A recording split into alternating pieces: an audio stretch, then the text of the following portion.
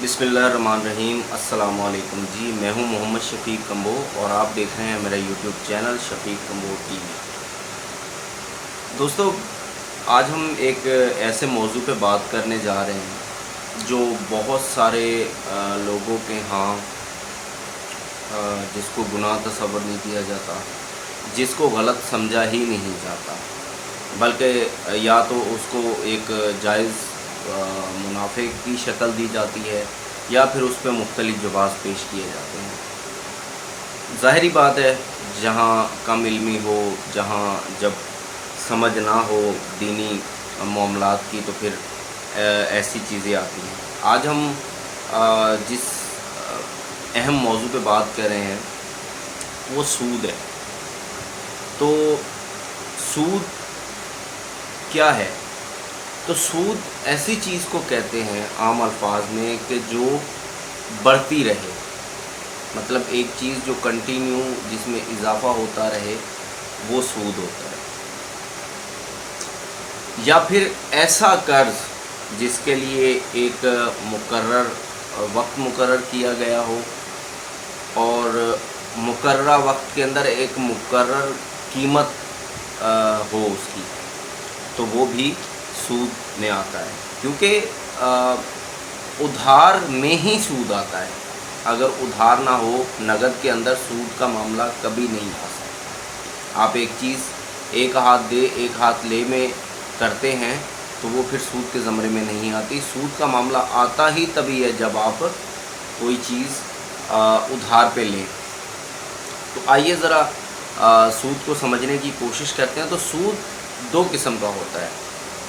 एक तो नकदी, आपने कुछ पैसे लिए या दिए और उसके ऊपर आपने अमाउंट ली, एक मुकर्ररा वक्त किया, जी मैं आपको अगर 1000 रुपये दे रहा हूँ तो मैं एक महीने बाद इसके आपसे 1500 रुपये या 1200 रुपये या 1300 रुपये लूँगा, तो ये सूद हो जाता है। दूसरी जिन्स या चीज़ के बदले में, मतलब आपने एक गाड़ी ली, गंदम ली या कोई और चीज़ ली, अब उसकी मुकर्ररा कीमत, बिलफर्ज एक गाड़ी की कीमत है 5 लाख रुपए, आपने वो 1 साल की किस्तों पे उठाई तो वो आपको 7 या 8 लाख रुपए में पड़ गई, तो ये सूद का मामला हो जाता है। अच्छा, कुछ लोग इसमें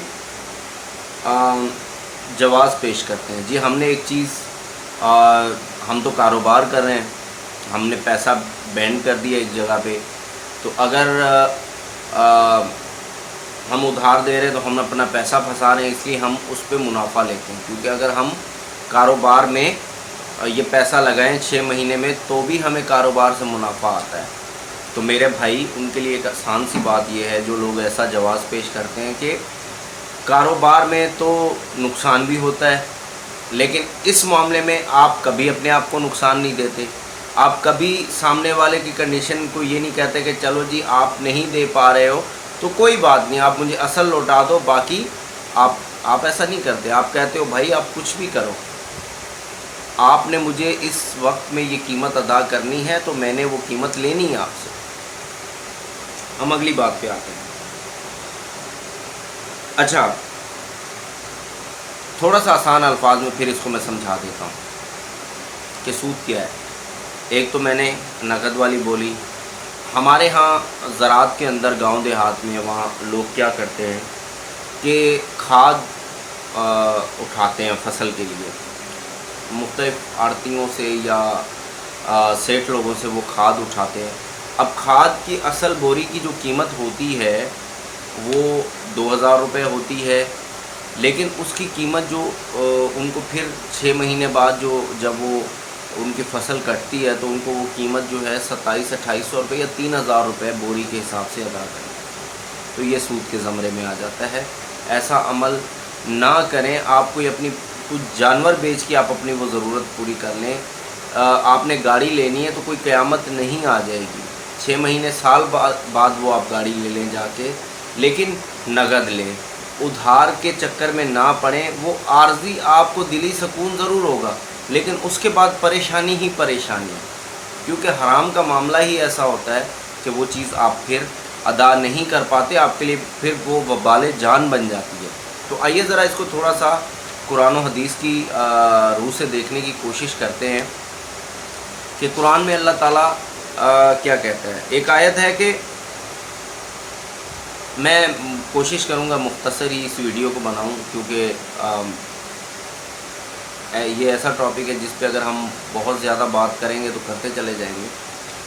تو ایک آیت ہے کہ اللہ تعالیٰ کہتا ہے کہ اے ایمان والو بڑھا چڑھا کر سود نہ کھاؤ، مطلب جو بھی چیز بڑھا چڑھا کر لی جائے یا دی جائے وہ سود کے زمرے میں آ جاتی ہے۔ اللہ تعالیٰ نے اس آیت میں واضح طور پہ اس کو بیان فرما دیا ہے۔ اچھا، سورہ بقرہ کی ایک آیت ہے، آیت نمبر 275، کہ اللہ تعالیٰ سود خور جو ہیں وہ اس طرح کھڑے نہیں ہوں گے،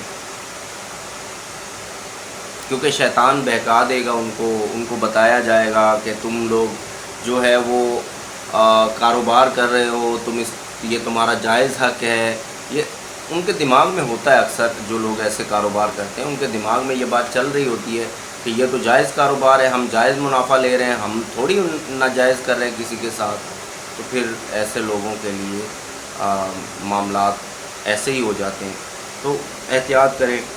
ایک حدیث ہے، ایک واقعہ ہے صحیح بخاری کے اندر، وہ حدیث کی صورت میں محفوظ ہے کہ حضرت بلال رضی اللہ تعالیٰ عنہ جو مؤذن تھے اسلام کے پہلے، وہ ایک کھجور، عمدہ قسم کی کھجور لے کے آتے ہیں نبی اکرم صلی اللہ علیہ وسلم کے پاس اور ان کو پیش کرتے ہیں۔ تو نبی اکرم صلی اللہ علیہ وسلم دریافت فرماتے ہیں کہ بلال یہ کھجور کہاں سے لائے ہو؟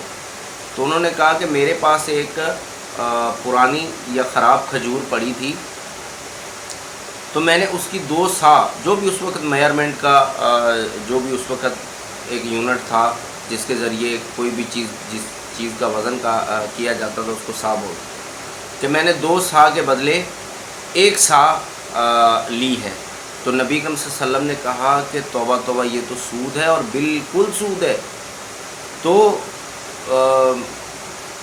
کہا کہ بلال اگر کبھی تم یہ چاہتے ہو کہ تو پھر اس کے لیے تم نے کیا کرنا ہے کہ تم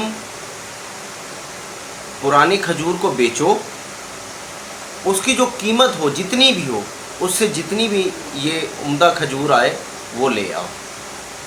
تو میرے بھائی، آپ نے اگر گاڑی کا شوق بھی پالنا ہے نا، تو جو آپ کے پاس ہے اس کو بیچو، تھوڑا صبر کرو، آپ کے پاس جب کچھ اور پیسے آ جائیں اس میں ملائیں اور جا کے نقد ایک گاڑی میں، سود کے چکروں میں نہ پڑیں۔ ایک اور حدیث میں آتا ہے کہ رسول صلی اللہ علیہ وسلم نے فرمایا کہ 7 گناہوں سے 7 گناہ ایسے ہیں جو تباہ کر دینے والے، تو ان سے بچو۔ صحابہ اکرام رضوان اللہ علیہ مجمعین نے فرمایا کہ یا رسول اللہ وہ کون سے گناہ ہیں؟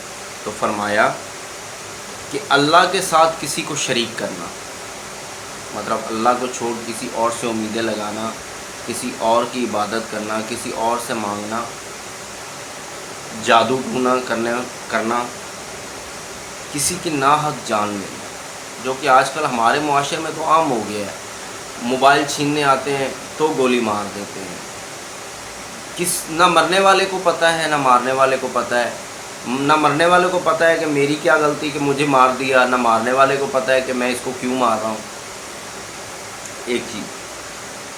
چوتھی چیز ہے یتیم کا مال کھانا۔ 5ویں چیز اللہ تعالیٰ نے کہا سود کھانا۔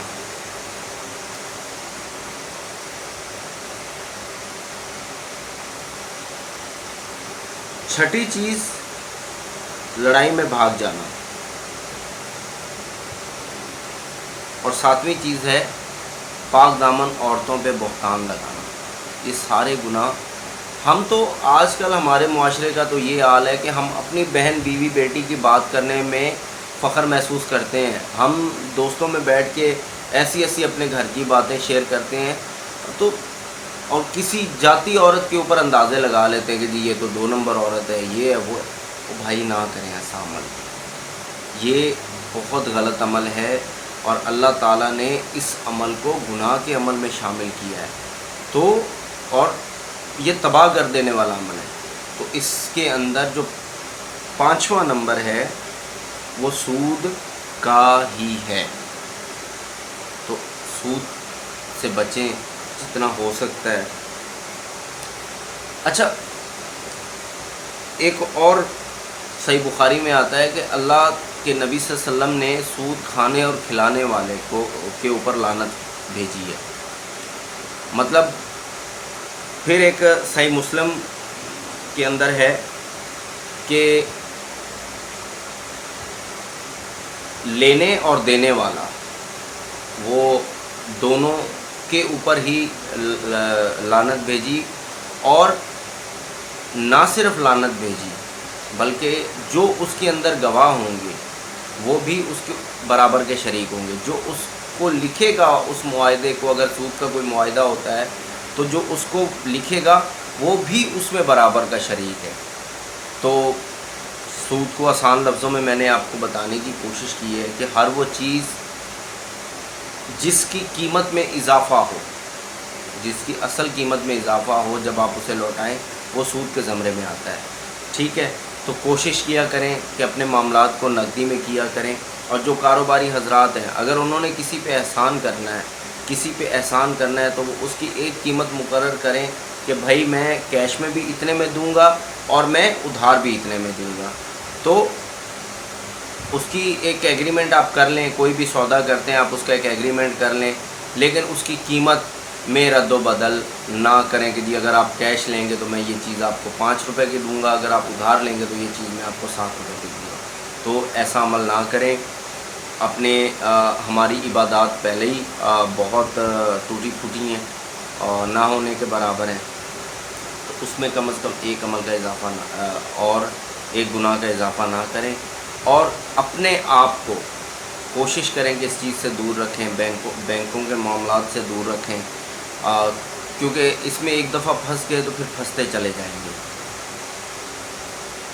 اللہ آپ سب کا حامی و ناصر ہو، اور مجھے بھی اپنی دعاؤں میں ضرور یاد رکھیے گا. اگر ویڈیو اچھی لگی ہو تو لائک اور شیئر کر دیجیے گا اور سبسکرائب ضرور کیجیے گا. اللہ حافظ.